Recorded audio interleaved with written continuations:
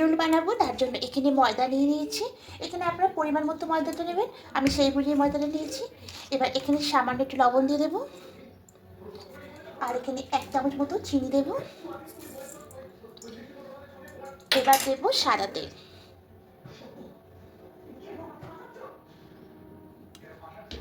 এবার খুব ভালো করে প্রথমটা একটু মাখিয়ে নেব।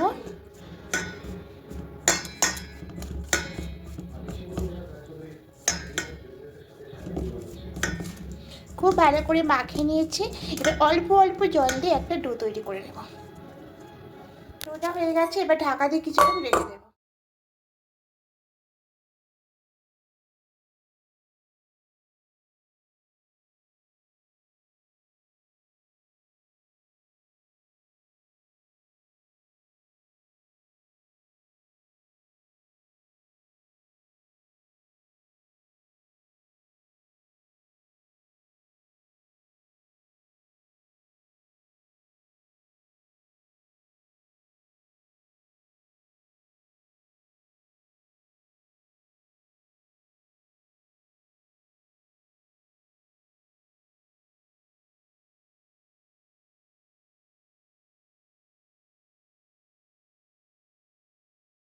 সবগুলো বেলা হয়ে গেছে। এবার একটা ননস্টিকারে তাওয়া বসিয়ে দিয়েছি, একটু খুব ভালো করে গরম করে নেব। এবার এক একটা রুটি দেব, এপিট ওপিট দুপিট সেকে তুলে নেব। আবার একটা দেব, এইভাবে করে সেকে তুলে নেব। তা বাকি যে কটা রুটি করে বেলেছিলাম সবগুলো এইভাবে করে সেকে তুলে নেব।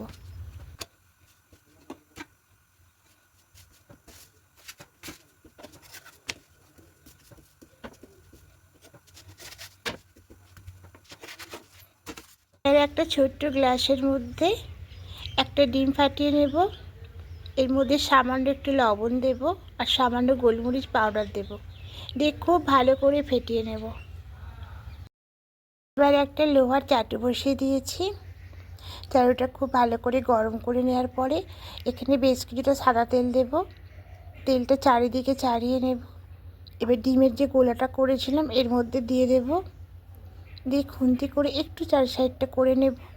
ঠিক যখন এরকম একটু ভাজা হয়ে আসবে তখন এর উপরে একটা রুটি দিয়ে দেব, দিয়ে ও পাশটা উল্টে নেব। পিঠটা খুব ভালো করে সেঁকে নিয়েছি, একটু লাল লাল কড়া করে ভেজে নিয়েছি। এবার এটা তুলে নেব। আবারও একটা করে দেখাচ্ছি। ঠিক এভাবে করে আবার কিছুটা সাদা তেল দিয়ে দেব। তেলটা চারিদিকে চাড়িয়ে নেব, নিয়ে ডিমের গোলাটা এর মধ্যে দিয়ে দেব, দিয়ে খুন্তি করে একটু চারিদিকটা চাড়িয়ে নেওয়ার পরে একটা রুটি উপর দিয়ে দেব, দিয়ে এটাকে আবার উল্টে নেব, নিয়ে ঠিক এরকম কড়া করে ভেজে তুলে নেব। বাকিগুলো সব এভাবেই করে নেব। এবার এক একটা নেব আর রোল করে নেব। তা প্রথমে এর মধ্যে দেব গাজর কুচি, তারপরে শসা কুচি, পেঁয়াজ কুচি, কাঁচা লঙ্কা কুচি আর সামান্য একটু ধনিয়া পাতা কুচি। এবার উপর দিয়ে বেশ কিছুটা টমেটো সস দিয়ে দেব, দিয়ে এইভাবে করে ধরে রোল করে নেব। তারপরে একটা পেপারস নেব, দিয়ে এর মধ্যে দিয়ে এটাকে ধরে এভাবে রোল করে নিয়ে পেছনটা মুড়ে নেব। দেখুন একদম এগ রোলটা রেডি হয়ে গেছে। বাকিগুলো সব এভাবেই করে নেব। দেখুন এগ রোলগুলো একদম রেডি হয়ে গেছে। কি দেখে মনে হচ্ছে না একদম দোকানের মতো খেতে?